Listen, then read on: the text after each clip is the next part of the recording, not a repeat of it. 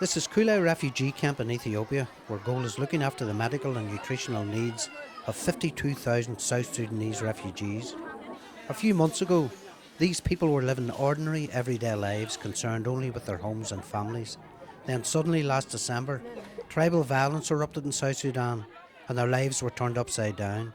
Now they're in a refugee camp far from home, with few possessions and at best an uncertain future.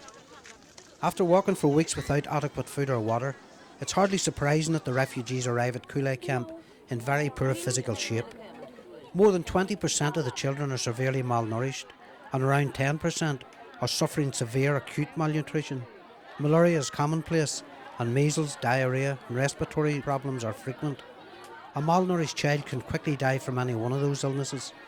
Despair hangs like a blanket over the people at Kule, but it has nothing to do with the sweltering heat, swirling dust clouds, squadrons of flies and stomach-churning smells in the camp. No, the people here are grateful to have made it to a refugee camp at all. They're in despair for what they've lost, and most particularly for who they've lost. There's hardly a family here that didn't lose a child, and sometimes two or three, either to the violence at home or to illness on the long trek to the Ethiopian border. I say families, but in fact 95% of the people at Kule camp are women and children. The men stayed behind to defend their property. The fighting in South Sudan has claimed the lives of tens of thousands of people. 1.5 million have been forced from their homes. 350,000 have fled to neighbouring countries, and there's no end in sight to the violence. There are already 130,000 South Sudanese refugees in Ethiopia, and people are flooding over the border every day. 15,000 arrived in the space of 72 hours recently. Host countries like Ethiopia and aid agencies like Goal are struggling to cope with the numbers, yet things are set to get even worse in South Sudan. 4 million people are already in dire need of aid, and now a famine is predicted, with 50,000 children expected to die of hunger before this year is out.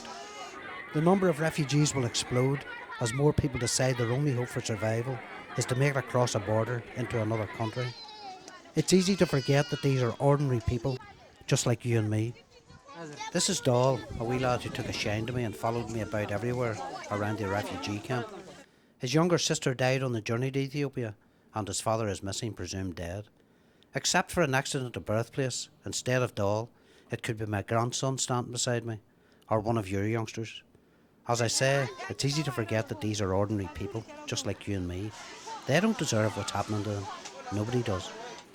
David Adams, UTV Live Tonight.